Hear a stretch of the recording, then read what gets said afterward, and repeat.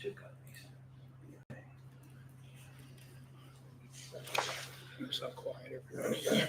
Immediately.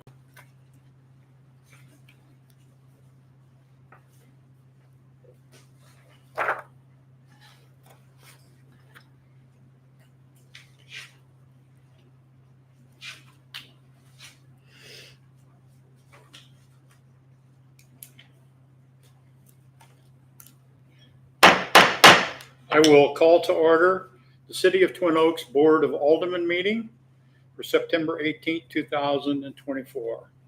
Please stand for Pledge of Allegiance. I pledge allegiance to the flag of the United States of America and to the republic for which it stands, one nation, under God, indivisible, with liberty and justice for all. Roll call, please. Alderman Eisenhower. Here. Alderman Cruzen. Here. Alderman Whitmore. Here. Alderman Stokel. Here. Mayor Fortune. Here. We have an agenda for tonight's meeting that has been properly posted. If there are no changes or amendments to the agenda, I'll take a motion to approve the agenda. Motion to approve the agenda. Second. All in favor? Aye. Opposed? Agenda is approved. We're going to have two public hearings tonight. I'm going to open the first one. And annually, we are required to have a hearing to establish and levy our tax rates for the year. So, Dave, you want to go through that for us? Sure. So the property tax in Missouri can be complicated, even in a situation where you're only levying a commercial tax and no tips or anything like that. So all property in Missouri is governed by the Hancock, all taxation really for municipalities and political subdivisions is regulated by the Hancock Amendment, which was passed in 1980, which requires a vote of the people of any increase in tax. It also stipulates, as far as property taxes, that they not exceed the prior year without a ballot measure, plus a consumer price index increase as certified by the state tax commission. Plus the value of any new construction can be gained, plus any newly authorized tax increases, as we mentioned, less any voluntary rollback. So the assessed valuation figures are received from St. Louis County, and they can be, it comes down to the wire because they give us the preliminary figures in July, and then they wait for protests before the State Board of Equalization. Those numbers we received from the county, what they call the post-BOE numbers were received on September 11th. So we published a public hearing or posted a public hearing based on the pre-BOE numbers, and they changed a little bit, and the numbers that you have before you are the ones that were established by the state tax commission, and they total $25,664,449 for all the three classifications of property. We submit those to the state auditor's office. The state auditor's office then calculates what your maximum rate can be. So it's a pretty standard, in our case, pretty standard. We submitted the numbers through their website, and they said that the city can tax the property, the commercial real property, at a maximum rate of 46.1 cents, or 0.461 per $100 of assessed valuation. That would generate about $42,208 based on if everybody paid, which is about 1.7% more than last year. And the other page does show what the state auditor's office is certified as far as the maximum rate. Any questions? I guess this hearing is for citizens or anyone Right. who wants to comment. If anyone has any questions or comments, tax rate is the same as last year. Right. Yes, it is. Even though the commercial property increased A little bit. a little bit, but we're able to get that because of inflation. No questions. Okay, submitted no online. questions online? Nope. Okay, with that, we'll go ahead and close the hearing on the tax levy. And we will open a hearing on our park grant application. And I think April is going to start off. She's done some work and has put together a very interesting set of slides on kind of the history of how we got to where we are today. So I'll turn that over to April. Sure. So we had some questions at the first public hearing, kind of general questions about a little bit of historical context for the park, why we were considering the project that we were considering, which is additions to the parking and access area of the main road going into the park. So going back all the way to the beginning of Twin Oaks Park, it was originally designed, and maybe newer residents aren't aware of it, that it was designed as a pedestrian or walk-in park. So this was in the late 90s when we acquired the property that the park is at through land donation. We made some purchases. There was a donation. We have a long-term land lease with the Twin Oaks Presbyterian Church, which still stands to this day, to use a portion of their land at Twin Oaks Park.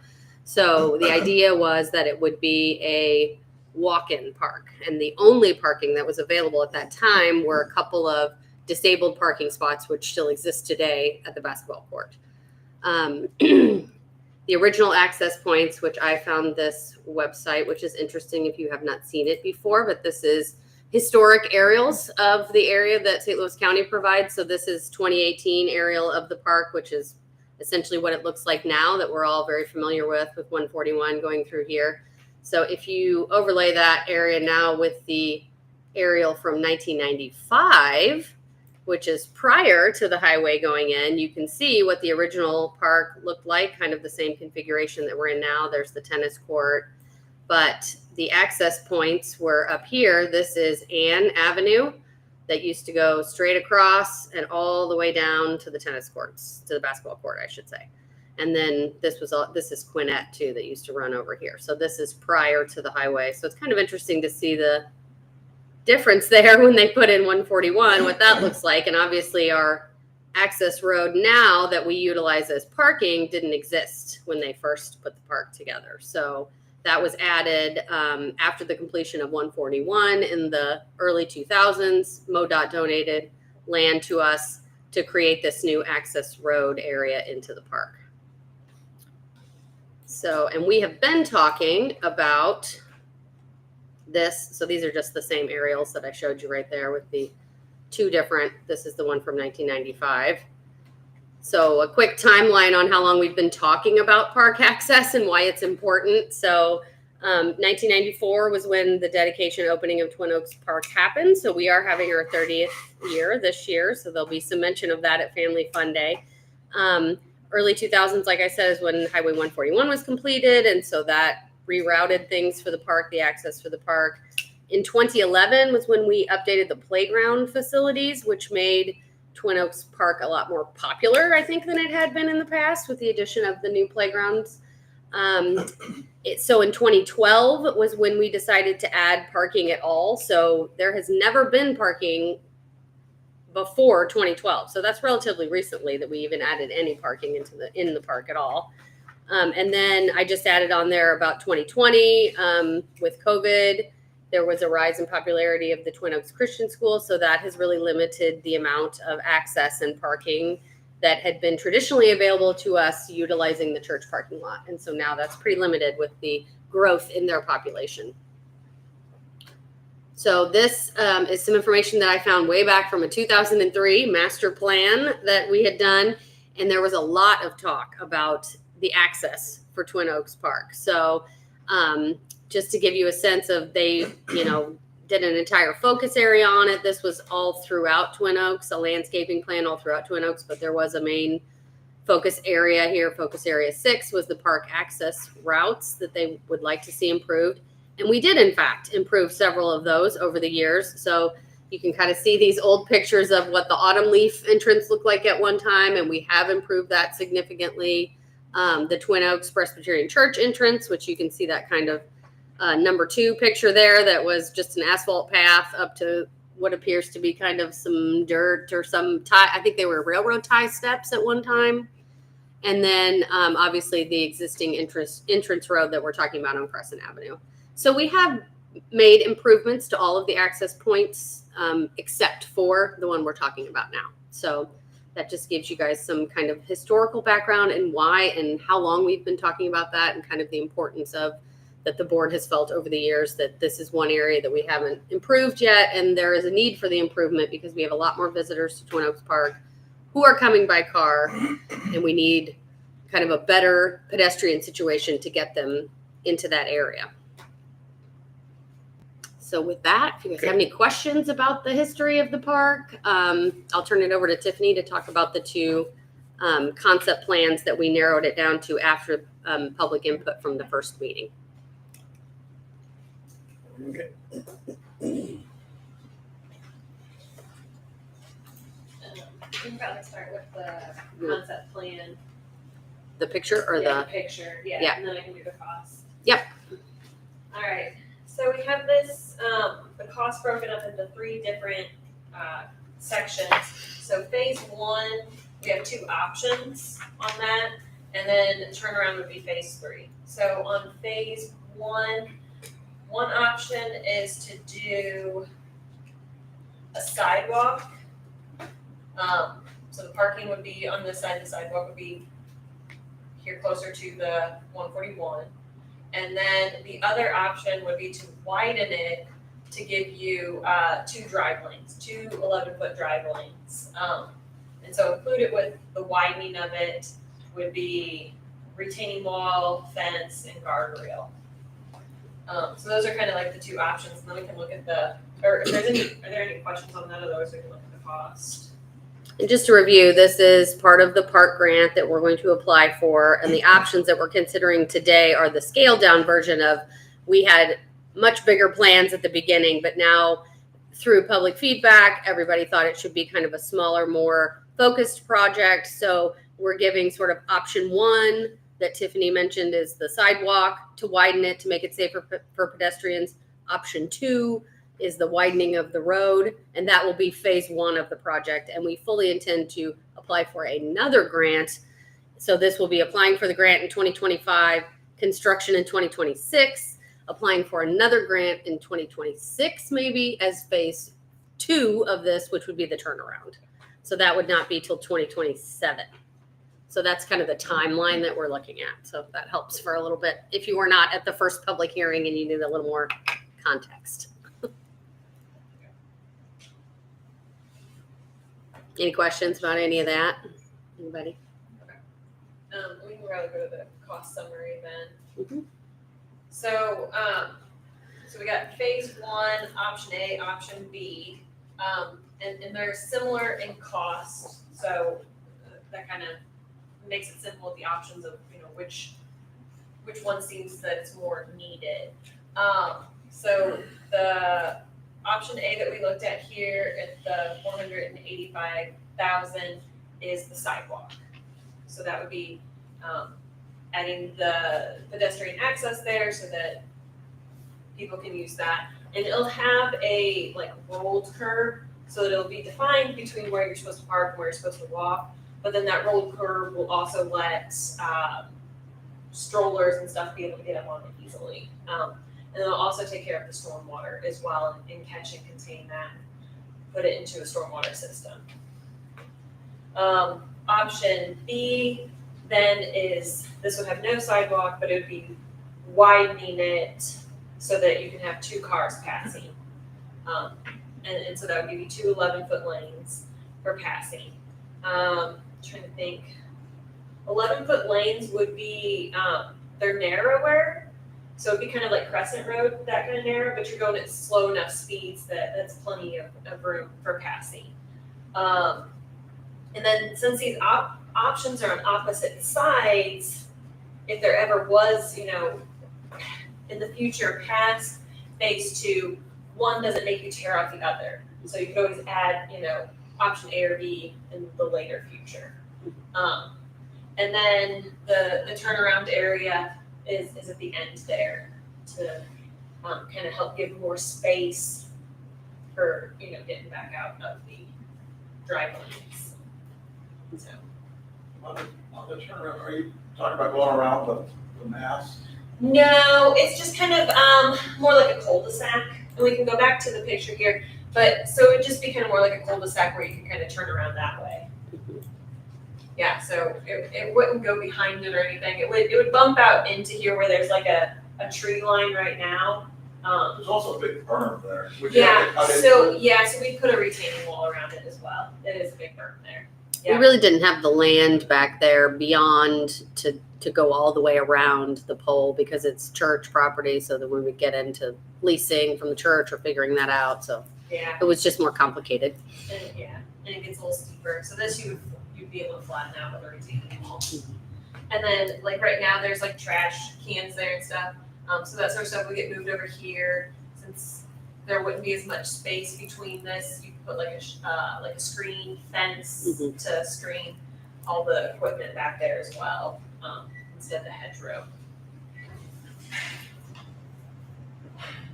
On option B, Option B, the drive, the drive. widening. the drive. Okay, there's no mention of stormwater on that. Right, so that wouldn't need the stormwater because we're not filling in the ditch. Okay. So you could easily do option B Mhm. and then in the next round, do the sidewalk. Yeah. Or vice versa. Or vice versa. Anyone easier over the other one? You mean to apply for the next grant for the Yeah. sidewalk? Okay.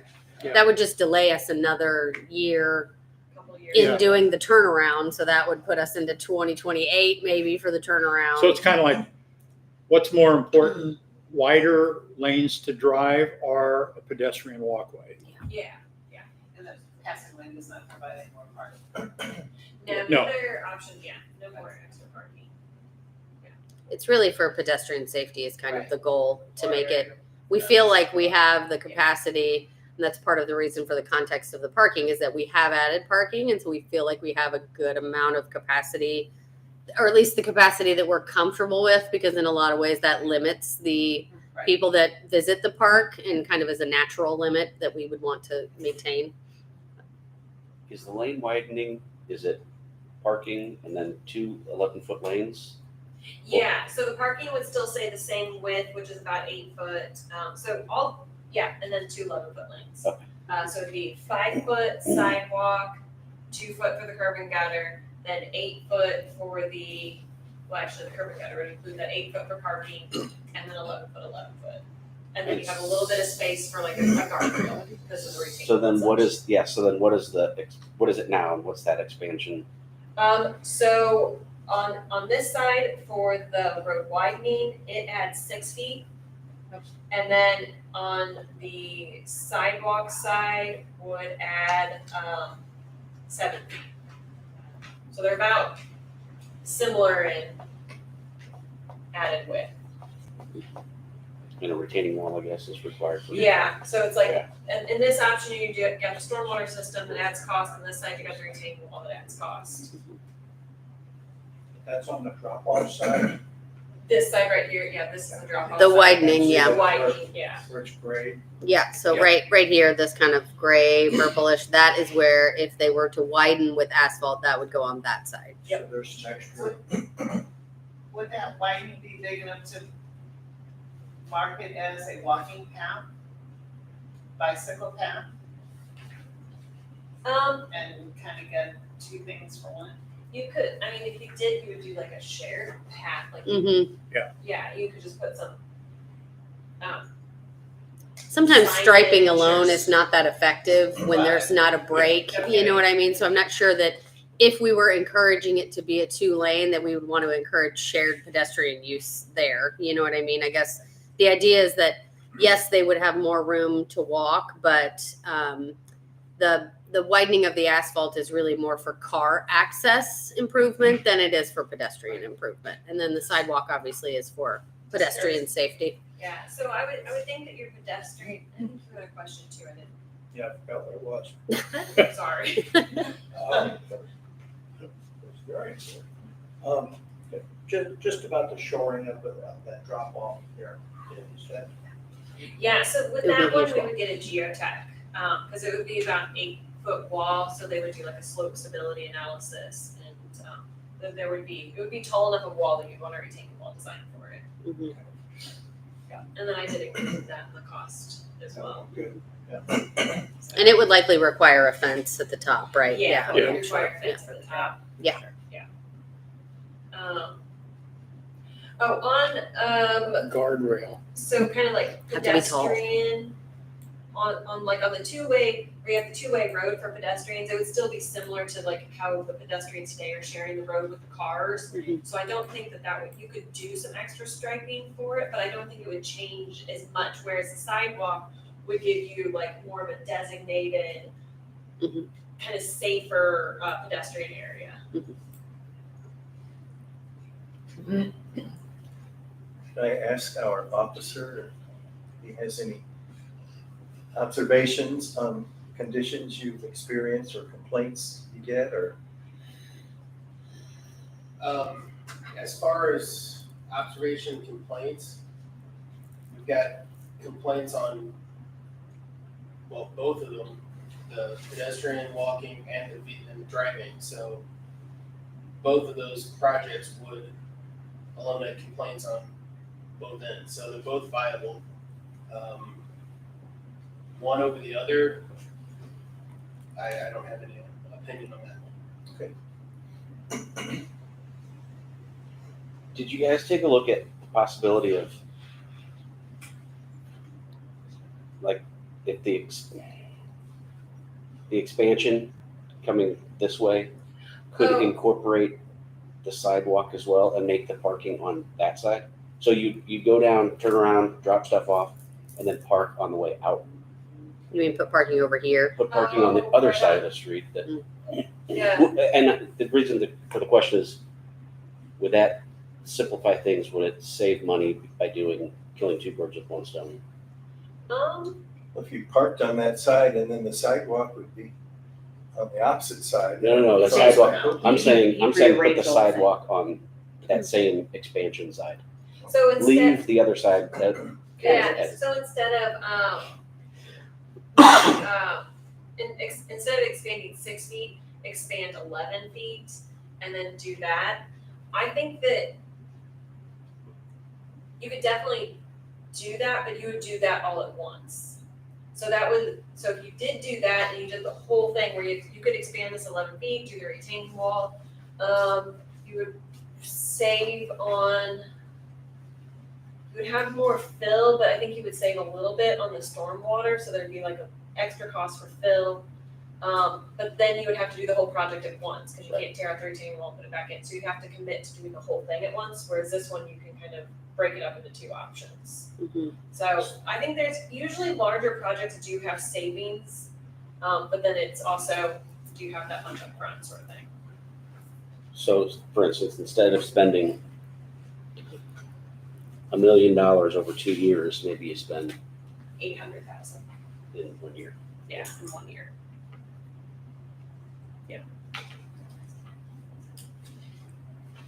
And really, it wouldn't be, I think this is a little bit misleading, isn't it? Because don't you have, this- The 231 is. yeah, don't you have this Yeah. added up Oh, as yeah. all of them? So we would not I be do. spending $1 million over 2 years. It would be either one or two. So it would be less Yes. than 500,000 Well, plus 200,000. So So- the 854, I guess, is the construction total, right?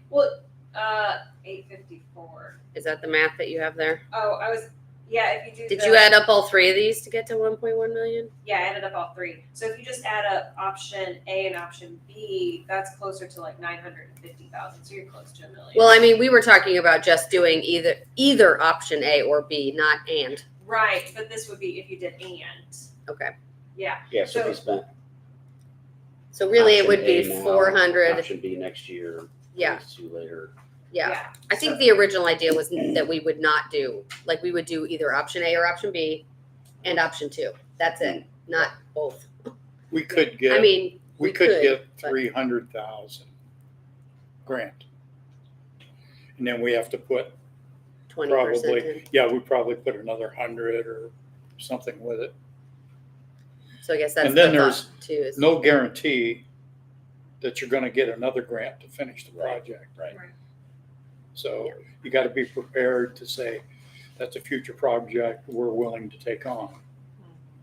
So I guess what we're trying to figure out is Which of the two the phase widening ones? more important or is the sidewalk? sidewalk Right. more important. Yeah.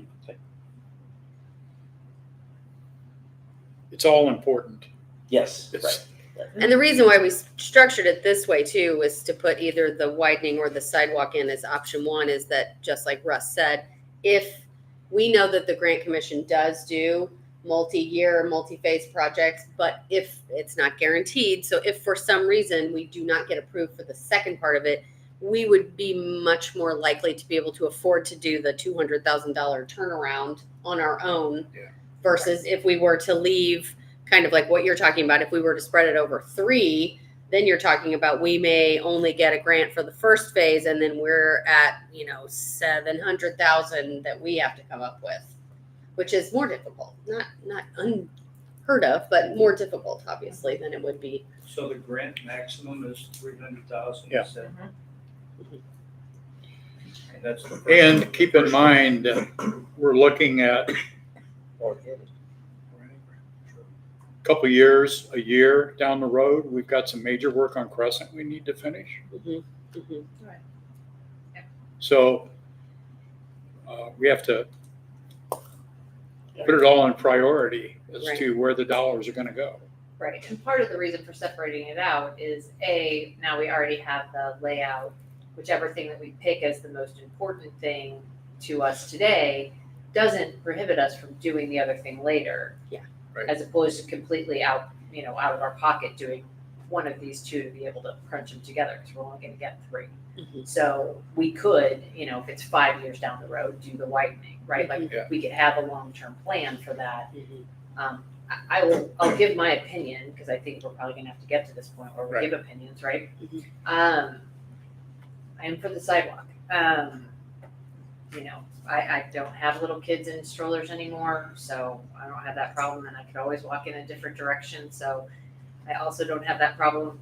But it is always the concern to me when we have a party at the park or whatever, you're driving through, just watching some mom try to wrangle the 2-year-old and the stroller and whatever, is just like, it's the nightmare scenario in my Yeah. brain. 2 cars hitting each other is much less concern to me, much less. I don't want it to happen, but it's 2 cars. The little kids being in a place that vehicles travel bothers me more. So I would opt for going with the sidewalk and stormwater improvements. Plus, I do think that we have really made that, the stormwater improvement and the sort of walkability of the city, one of our bigger priorities, clearly with our, project that we're doing now. But just overall, I think this board has sort of leaned that direction. And I feel like it goes with that same, we want it to be a walkable city. We want you to be able to get from point A to point B without having to walk in the road. So, for me, that would be the one that I would choose first. Okay. Thank you. Anybody else wanna I have to agree. I've been concerned for quite some time about the pedestrian safety issue, and I think this would Yeah. go a long way towards increasing the safety factors in the park. I agree with Dennis. I think that was the gist of our looking into this, not particularly how people park their cars. They can figure that out as they go along, you know. Especially the veterans who come down there all the time, they know the drill. So, yeah, and you know, there's some certain amount of safety in a car while you're all in there. So yeah, I think phase one for me. Joe? Yeah, I mean, widening the road, two-way traffic, you still have the pedestrians walking in a drive lane that Yeah. I'd rather see the sidewalk. Park committee? Yeah, I agree. I'm a little worried when we widen the road, people try to park on the other side. Yeah, right. Mhm, But, You're trying to park going out versus going in. mhm. but to give people some time to use the sidewalk, I think would help. Yeah, I think so too. By the way, I want to thank you for coming to the meeting tonight to share that information. I had a very strong opinion on this, but I didn't want to say it first. I'm always happy to go first. I like the sidewalk plan, like everybody else. It makes sense. Yeah, the lanes are narrow and people are having to navigate around, but they've been doing it for a number of years. And I'm more concerned, you know, when, like Lisa said, if two cars hit each other, okay, a little bit of damage. It's not like hitting a child walking across the street. So I think what I heard and what the direction we will be giving is that we would like to move forward with phase one, sidewalk and stormwater. Do we need to vote or anything on that, Paul, or? I would think you Yeah. probably should, because to keep the record clear for the park. Just, did we have any comments on Let me check. media? And then I can kind of give an update on the grant We did not. stuff too. We did not, okay. Yeah. Go ahead, yeah. Yeah, so grant, so the grant, I take it back. Okay, so the planning grant, which you guys are working on right now, to finish that up would then be these meeting minutes. If you guys are voting on it, that would go into that report. And then once we have that report compiled, we would submit that for reimbursement. And then that's a pretty simple form Jennifer looked at. And then once that's done, then we can then move on to applying for the actual construction grant. And that would be, we would start on that in the summer. Mhm. So, Great. Yeah, application deadline is August, right, 2024? Yeah. Yeah. Okay, Or so 25, we will 25, sorry. we will set a motion in motion here. I move that we designate option A as our target for the project and the grant. Is there a Second. Second, call roll, please. Alderman Eisenhower, Yes. Alderman Cruzen, Yes. Alderman Whitmore, Yes. Alderman Stokel. Yes. Okay, all right. Thank With you. that, we will close the public hearing on the park access improvement plan. Citizen comments, any citizen comments about anything? Anything else? None Nothing on online. social media? Nope. Okay. We have a consent agenda for tonight with regular meeting minutes from 8/21, bills list from August 17th to August 30th, bills list from August 31st to September 13th, and a credit card statement for August. Any questions or comments on any of those items? If not, I'll take a motion to approve the consent agenda. Motion to approve. Second. All in favor? Aye. Opposed? Consent agenda is approved. Report of committees, Officer Weiner. Anything going on? Well, let's start with the month of August. We had 33 radio calls, 142 self-initiated, which generated 15 reports, 9 traffic stops. Had 1 arrest for a fraud, which was a felony arrest, We had 6 accidents, 3 of them on parking lots, 2 of them on Big Bend, and 1 on Merrimack Station and Crescent. We had 6 crimes reported. Most of them were frauds at the bank, and then 1500 and 1400 block at Autumn Leaf. We had larcenies from one of the businesses, and then 2 larcenies on Autumn Leaf, which were the mailbox. And then I logged 26.7 hours on the bike. Okay, questions? First question. Anything else going on? The Merrimack Station suspect has been identified, and it's an ongoing investigation, and we can't provide any more information than that.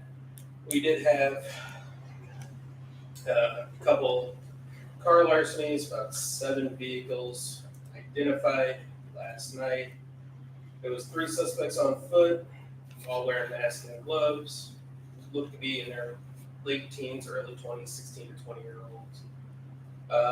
They were being followed by a yellow Dodge Charger with a Mopar logo.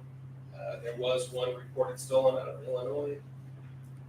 I'm in the process of getting private security footage, as well as contacted our Brick Center for further cameras in the area. To add cameras? To get their License plate cameras, readers. their Yeah, physical the readers. Just to read the readings. See if they can See track which it. direction and where they came from. Not to add any cameras, no. Where were they working, John? What area? Autumn leaf. Autumn Leaf and Bowley. Bowling, yes. Yeah. So they came in, dropped off 3 people, and then took off running, hit different parked vehicles. They hit all unlocked vehicles. So another point to remember to lock your vehicles, lock your doors, do the 9 o'clock check before you go to bed. Just make sure everything's locked up, because it's a crime of opportunity. They're looking for anything they can grab in the vehicles, such as money, change. If it's the same MO as before, they're mainly looking for unattended weapons in the vehicle. And that's what we'll keep bringing them back, is if they do get a weapon out of the vehicle or something of value that they could use later, they will keep hitting the area again and again, such as what they did for the apartments a few years ago. They got 1 weapon out of the vehicle and they hit it again and again and again. Was there a time frame? On last night, Yeah. it was about 1:30 to 2 o'clock in the morning. When they know people are asleep. You know, people that have to get up and go to work, they know they're asleep, so they're out hitting them. And, you know, being in the West County area, a lot of people think, oh, it's West County, I can leave my car unlocked. Well, they're coming from all over. And we are not unique in this situation. It has been happening for years all around us. We've just been very lucky in this area, partly because it's secluded and right. Yeah. But they're dropping it off. One person's staying in the car, and they can do it very quickly. And that's part of the issue. Lock your cars, lock your doors. Because they're not smashing windows, they're just going for the unlocked vehicles. Any follow up on the hit and run? That would be the Merrimack Station. Subject has been identified. They did catch them? They have identified the subject, but it's an ongoing investigation. They don't want to release information at this point. Okay, any more Is questions? that from our cameras, maybe? Potentially, They helped. Several years ago, we had appeal for camera access. Yeah. Did we get much response out of that? Is it? That's what, yeah, we do have them.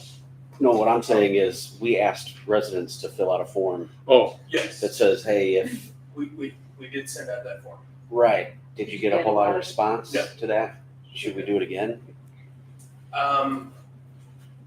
We can always ask again, but with this city, I've had more luck going up to the door and saying, hey, can you send me that? Got it. Or, Yeah. People did really respond to this. Yeah.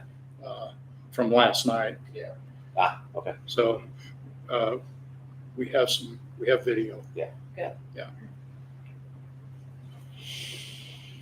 And was it just cars last night? Not houses? I mean, not, there was one incident that they went In a up to the garage. door, oh, they did.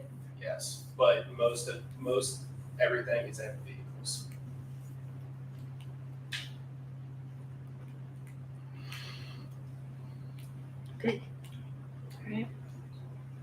Okay, thank you. Thank you.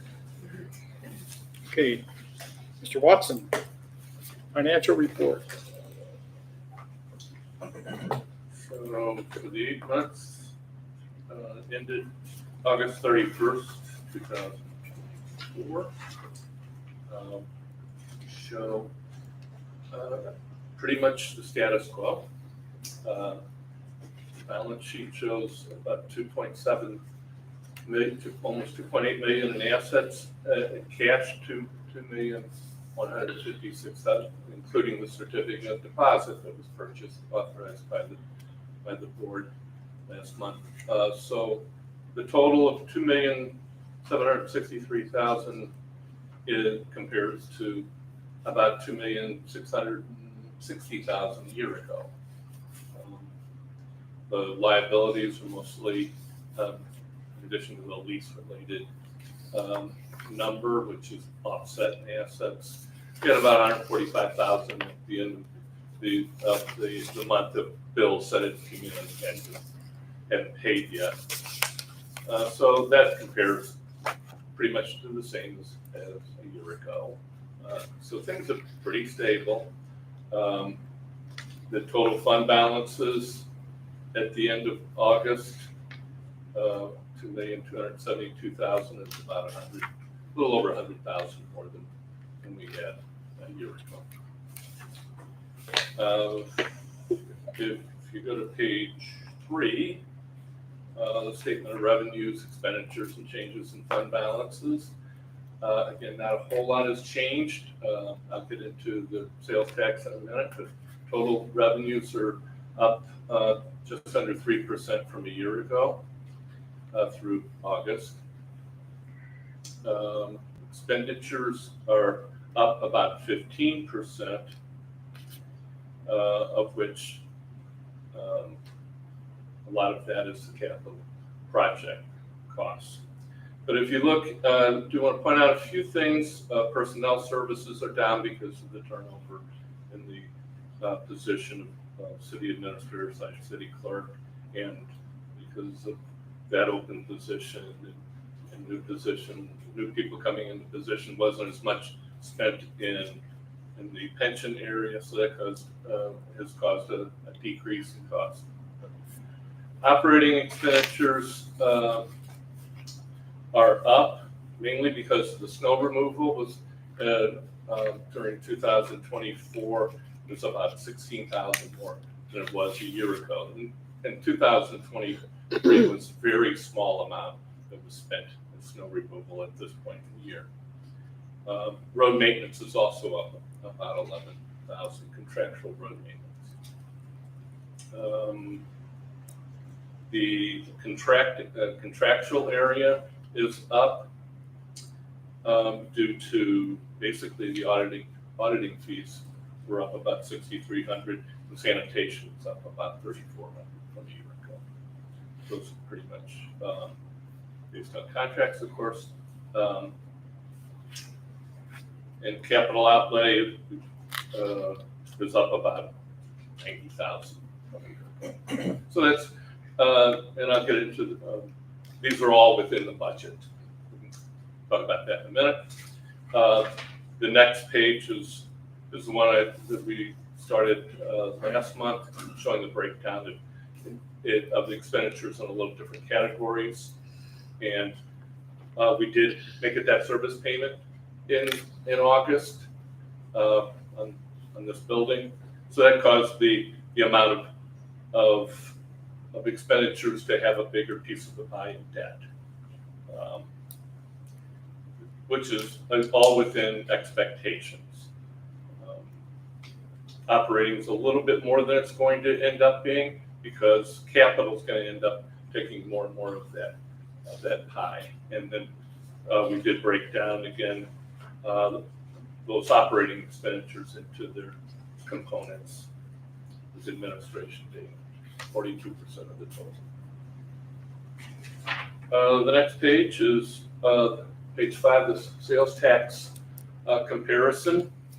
Sales tax still very healthy, and you can see on the graph on the bottom where these are the comparisons through August of each year, and they obviously have bumped up in the last few years, and we're up a total of about 4.5% for the year compared to last year.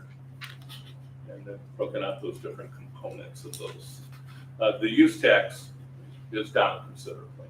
Last year being the first year of the use tax may have caused some filings to spill over into 2023, that since 2022 was late in the year. But still, those numbers are considerably less than they were the first year. The other sales taxes are doing quite well. Page 5 is how we look basically on it for budget purposes. We're about 2/3 of the way through the year, and we've got about 70% of what our budgeted figure is. Now, sales tax is going to be down. From what I saw, we received in September is going to be down because I think one of the big grocery stores did not file in August, so the September number is going to be down. So sales tax is going to level off a little bit. But as far as budget, everything is pretty much in line with the budget figures. We'll be looking at that a lot more closely here in the next couple of months when we put together the 2025 budget. But again, this is the revised budget. We made a small revision a couple of months ago, and it projects out of a fund balance of $1,967,000 at the end of the year. Everything, all the revenues came in exactly as budgeted, and all the expenditures took place exactly as they're in the budget. Of course, that won't happen. Hopefully, it'll be a favorable variance, if you will, and we'll end up with probably somewhere around $2 million. Again, sound like a broken record. Same kind of observations from previous months. Any questions? Thank you. Okay, Park Committee, Jim? Evening all. Good evening. Happy to give you a quick rundown on the upcoming combination Family Fun Day and Park 30-year anniversary, which I think you all know those two events were combined. So Paul has made a beautiful banner to recognize the 30th anniversary of the park, and we're going to have a table with cupcakes to give to folks. We think it would be a good idea if anybody that's been around for the 30 years of the park Just go down at that end to the table. I was here. Oh, yeah. would be stationed near the cupcakes, so that if people have questions about the park or just want to tell them stories, insist that they listen to a story before they get a cupcake. Anything along those lines, I think, would be great. Also, we're all, the Family Fun Day starts at 1. We're all going to be there at 11. Any of you or your friends and neighbors that want to come early and help out, that'd be great as well. And we have a meeting on Monday here at 6:30. We have to do a lot of work on lollipops, so if anybody feels like getting involved in that project, What time? you can as well. 6:30. 6:30. So, in addition, there's the banner also has pictures from the history of the park from the beginning and so forth. I think that'll be kind of cool. And then for Family Fun Day, we kind of got pretty much everything from last year, including the bounce houses, the games, the dunk tank, the cotton candy, snacks, popcorn, water, lollipops we actually mark those with colors so that kids get prizes depending on which color they get. And we've already got a lot of, all the prizes lined up, I think. The band is Jukebox Heroes. They'll be playing the whole entire time. And that's about it on Family Fun Day, unless anybody's got any questions. Volunteers for the dunk tank. Yes? Did you hear that? Dennis just volunteered. That was a question mark. I think he said, are there? The loser of the Iowa State game every year has to volunteer for the dunk tank. We will accept volunteers from any quarter. We have one student, I understand, that is volunteering. Oh my gosh, he doesn't know it, but I might take a stint. Also, October 18th is movie night. I think some of you might know that, but we're gonna have Young Frankenstein. Hugely popular movie with the park committee. And the Eisenhowers. That may become an annual tradition. it'd be fun. Last year, we had the eclipse during the movie. That's right. That's right. I was wondering if there was a way we could schedule that again. That was the most amazing thing. One of the most amazing things I've seen in my life. And then finally, the last item I was going to touch on is Christmas lights. We have contracted for Christmas lights, and there's going to be the contractor is going to wrap a number of trees as well as the gazebo by the pond, as well as the big covered area. Sorry? Shelter, yeah. And we had originally asked them to do a tunnel over the bridge, but it exceeded our budget, so we're going to do it. And have some volunteers already lined up for that. In addition, we're going to have a huge ceremonial lighting of all the lights at the same time. We're going to have the mayor push a button, and all the lights are going to come on. Hopefully. Now, I'm gonna make that happen. we have some That's technical challenges. Yeah. So what that will actually mean is everybody on the park committee with a plug somewhere. Griswold And style. walkie-talkies. Exactly. So rather than one button, there'll actually be a dozen. Actually, of them. I think the entire board Pick an outlet. circle that, whatever it Right. is, Button. and they all do it. Do it all simultaneously? Yeah. Yeah, well, like I said, it's gonna be 12 plugs with walkie-talkies, but, all right, that's all I had. Any other questions, any of the other issues? Great, thanks for having me. Okay, Thank you. thank you. Okay, no old business, new business, right along the same line as the park. I'm going to put before the board a recommendation for a new park committee member. Leah Harwell, she had applied some time ago and we didn't hear from her. So we assigned a new park committee member, and more recently we got in touch with her and she said, oh yeah, I'd still like to do that. And we have a vacancy on the park right now. I think Joe's wife is leaving. Yeah. She's been gone. She's left. I think Yeah. that one mine hasn't been filled, I think. Yeah. Okay, yours, yeah. Yeah. So, Wait a minute, we lost 2 Chris's, but we've got one. Or gained one. so Leah had stopped by the office and she was very enthusiastic about getting on the park committee. And so I would like to recommend that we assign Leah Harwell to the park committee. I'll move that we accept your recommendation for the new park committee member, Leah Harwell. Second. All in favor? Aye. Okay, got a new park committee member. Dunk tank. I was there for spitting cotton candy, I knew I'd be able to. Yeah. Okay, that takes us to Bill 24-17 for the tax levy. April, would you read that, please? Sure. An ordinance establishing the annual rate of tax levy for the year 2024 on all real and personal property within the city of Twin Oaks, Missouri, providing for the extension of said taxes on the books of the collector of revenue, and providing for the collection thereof by the collector for the city of Twin Oaks, Missouri. Any further discussion on tax levy?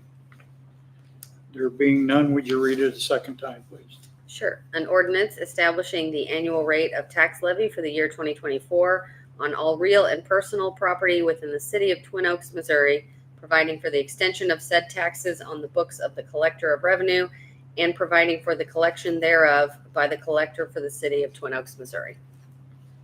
Motion to approve bill number 24-17. Second. Call roll. Alderman Eisenhower, Yes. Alderman Cruzen, Yes. Alderman Whitmore, Yes. Alderman Stokel. Yes.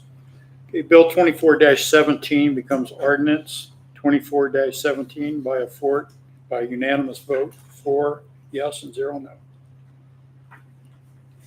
Resolution 2024-15, would you read that, please? A resolution of the Twin Oaks Board of Aldermen approving an agreement with Hendel Lawn Care, Inc. for curbside leaf vacuuming services. Do you want me to talk about that? Does anybody have Anybody any have questions questions about that? Okay. Glad they came back. Yes, I am too. It was a minimal increase. And also, if you saw the dates that they put in there, I did ask them to move back the first date that they originally had on the 22nd Yeah. to the 29th because Okay, they felt like good. it was too early and they agreed. So that's all I have to say about that. Is there a motion to adopt Motion to resolution? adopt resolution 2024-50. Second. All in favor? Aye. Opposed? We will adopt resolution 2024-15 by a vote of 4 yes and 0 no. Attorney's report, I have nothing tonight. city clerk report. Okay, I just have less things than I had last time, so that's good. Good. We did have hail damage, which I think I have mentioned before, to the city hall and to the Bell House from that storm in May. So our maintenance supervisor, the claim has been filed. We've actually been paid out on the claim already. So our maintenance supervisor right now is soliciting bids. So I hope to have something to put in front of you guys at the October 2nd meeting to decide on a contractor for both the roof replacements. So you're accepting bids still? Yes.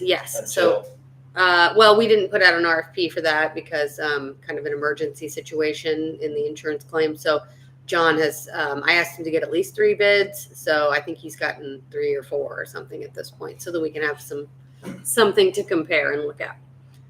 The park cameras have all been installed as of yesterday, the new ones. So with the brand new cameras comes higher clarity and or higher bandwidth needs. So we're discovering that we're having trouble with the Wi-Fi with the current setup that we have. So Kevin from Brain Mill is working on that, and he's going to calculate how much bandwidth we need now for the new cameras, and then we may have to buy another upgrade for the park Wi-Fi to make sure that those stay up all the time. They are functional right now, but they're intermittent problems. So he wants to address that. So a couple of administrative improvements we've been working on up here at the office.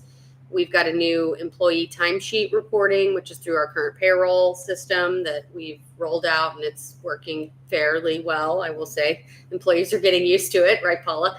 And so I think it's going to be a lot nicer and easier for people to be able to clock in, keep track of their hours, their vacation, stuff like that. So it's kind of making the system more automated. We were doing it on paper still, so we're not doing that anymore. And we're also working on the permit process for residents. Bless Paula, because she has been working with St. Louis County tirelessly to try to get the situation. They have moved to a new online system St. Louis County has that they would like us to use when we're issuing reoccupancy permits. And so there have been a lot of kinks in trying to get that ironed out between our process and what they want us to do. So Paula has been working very, very hard to get that together. So thanks to her, we're going to have a much better system going forward, but we're still kind of trying to get there. And then I just wanted to remind everybody that we have the first capital budget meeting, September 26th. We'll do a lunch meeting at 12:30. So we'll start thinking about kind of some of these projects we've been talking about for the next capital budget. So quick project updates. You guys may have already seen the Crescent project is well underway. There's curb poured already. They poured this week, part of it. So We have not had too many issues. One issue with traffic control, but the contractor is dealing with that, and I think they're going to be handling it better moving forward now that they realize how busy Crescent actually is. So, but other than that, everything's been going pretty smoothly. We've had a few minor change orders, but it's been going well. We just went over all the park grant stuff. So like Tiffany mentioned, our new deadline, BFA is going to finish up all the requirements that we need to close out the planning grant, which is what we're operating under right now, get that reimbursement. And then next year they'll start on the application for the actual project grant now that we've decided what direction we're going in. For the Bowling Lane entrance, we're just waiting on the final approval. We've submitted the crosswalk approval and all that. We're kind of waiting for the county to finally sign off on that before we go to bid. So Tiffany is working with Angelica since she'll be out next year with new baby. So that'll be something that Angelica will be doing for us. So we're thinking out to bid at the end of this year or maybe early next year. And we talked about not doing construction on that until summer because of the school buses. So we don't want to have that Bowling Lane entrance torn up while school's in session. So there's no real reason to rush that project. We'd rather have that out to bid in the spring and construction no earlier than June 1st. So, and then the park electrical upgrades, we still have that $25,000 in the budget for this year to be spent. So John is working on setting up a meeting with a contractor or two to come down and do kind of a current assessment of what we have going on in the park. We have our wish list from the park committee. John put together a wish list. So we're going to do that evaluation hopefully in the next coming months so that we can get some money spent this year and then plan for what we need to spend going forward. Can we get that done before we all have to push a button to start the lights? Yeah, I don't know about that, but we'll figure something out for that for sure. So any We question? have a rolling light. Yeah, that's When you see right. the next one, you turn yours on. Right, I have a exactly. question. Yes. I have a question. Oh, yes. Did you want to talk about the email that you got from the election commission? Oh, sure. Yes, I can mention that. So I got an email from the Board of Elections about, I had thought of this already and had reached out to Paul about the new filing deadline. So a couple of years ago, they changed it to December 31st at 5 p.m. for candidate filing for the April election. So, that's obviously difficult, especially for a city hall this small, for somebody to have to be here on New Year's Eve until 5 p.m. So the Board of Elections actually offers a cooperative agreement where they will take over the administration of your candidate filing for you at no cost. So that's something that I'd like us to talk about and you guys be thinking about. So that would mean not only would they be filing anybody who would file to be a candidate, so all of you guys, when you file for re-election, you would have to go to St. Anne to file.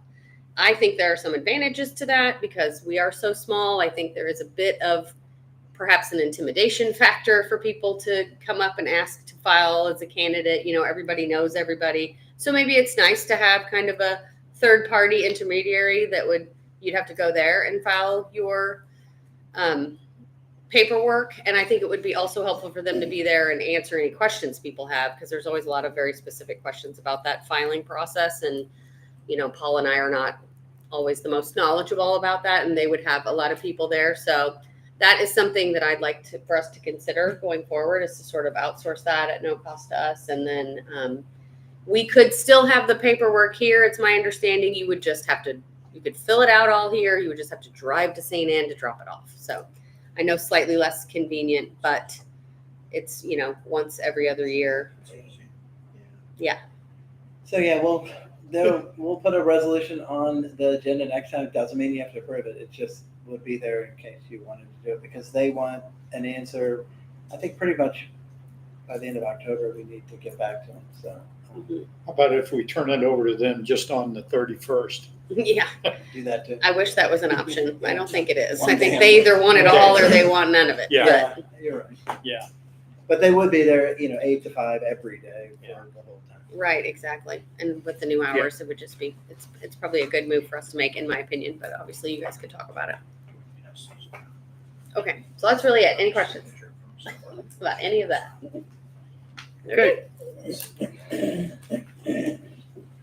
All right, I would like to thank the residents to today that came forward and offered up their video cameras and everything to help out with the activities of this early morning.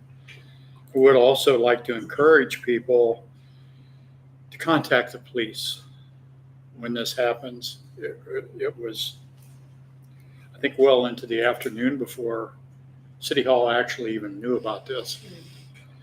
So lock the doors on your cars. Also want to mention that we have an honoree in our presence here tonight. I was at the MML this last couple days, and Paul received a wonderful award. It's called the Lou Check Award. He was the recipient for 2024, and that's based on accomplishments that he's made, professionalism, and ethics.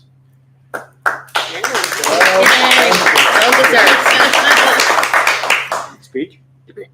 Let's move on. It's kind of like the speech that he gave at MML. Yeah. Okay. Comments, Lisa? No, I don't have any. Joe? Yesterday afternoon, evening, Becky found an elderly gentleman in our front yard on the new, well, they hadn't actually, they put the sub base in today. He didn't have the sub base in yesterday, but he was, he had fallen. He was coming to check it out. He lives off of Laban Parkway. He was routing his 3-mile walk, so he could walk 3 miles every day. Came down ours, super excited about the sidewalk, was walking on uneven property, and hurt himself. I think he hurt it. She said he had a gash in his leg, and she gave him some ice. He had a big old welt on his head, but he's really excited about the sidewalk. We've got a lot of people have stopped by and asked about the sidewalk, and all of them want to know if we're taking it all the way down. We tell them the plan is to do it, Yeah. but in light of what happened on Merrimack, I think that just becomes even more important Yeah. that we press forward with that. Yeah. So. Tim? No, sir. Dennis? Glad you're feeling better, April. Oh, thank you. Yes. I'm wondering if we voted on that option within the public hearing. Do we have to vote outside the public hearing? No, 'cause it's part of the meeting, and it's going to be in the minutes to give to the park committee, so it's a good place for it to be. Finally, I'm wondering if we should consider additional cameras in the city. We have the one posted on Big Ben, but given the lay of the land, should we have Talking about somebody, the license plate readers? yeah, or some kind of camera? We have two actually. We do? On Big Ben facing each direction. Okay. So it gets them going both directions on Big Ben. Well, just think about it. Should it be possible to improve the Do you know, wherewithal? are they still doing that program like we did where if we buy the camera and then turn it over to the county, are they They still install doing that same, they would install it, maintain it? I would assume so. However, it has to be a county maintained pole, Right, and that was the best option for Right, that. right. Any other camera system would probably have to go through a third-party vendor, which we did not want to do. Mhm. So we'll be limited in the amount of cameras we could do, because state will let Kent County hang on their poles. That was the best option, and there's no other county poles we could use in the city. So Merrimack and Big Ben, that's county, right? County pole there. Yes, but the reason why we didn't go there is because it's a older system and it can't Can't support. support the cameras yet. Yeah, I remember that now. The data flow of that. I mean, it would make sense now that we have Aldi and we have Ace Hardware and we have the liquor store back there populated. There could be some cars come in that we're not picking up. For sure. Yes, but also remember, we do have cameras down the hill at, Doherty Ferry? Doherty Ferry. Mhm. So we could look into that option, but if we wanted, other than Big Ben, it would have to be a third party camera system. Yeah. So Merrimack Station at Crescent wouldn't be a candidate because it's not a county controlled road. Like where the accident was, I think is what he's talking about, right? Yeah, that's right. There's no county poles to put it on. Okay. There's no, like, it needs to be like a traffic light, with electricity and the fiber optic already in place. Going west, where is the next point in Big Bend where they have a camera? Not at hand. Or, the second- Off the top of my head. Is there one on Hannah? No, I think it's further out. The Sulphur next- Spring. Sulphur maybe? Spring? I think it's I think it's Sulphur Sulphur Springs. Springs. Yeah. Is the next stop. Okay. I think that is right. Yeah. Or at least at the time that they were ours. Yeah, I wasn't prepared for that question, so I don't know for a fact. Yeah, But I think the next one is Sulphur Springs. Okay, That's it. that's it. Okay, any citizen comments, final? Okay, with that, I will take a motion to adjourn. Motion to adjourn. Second. All in favor? Aye. Meeting adjourned.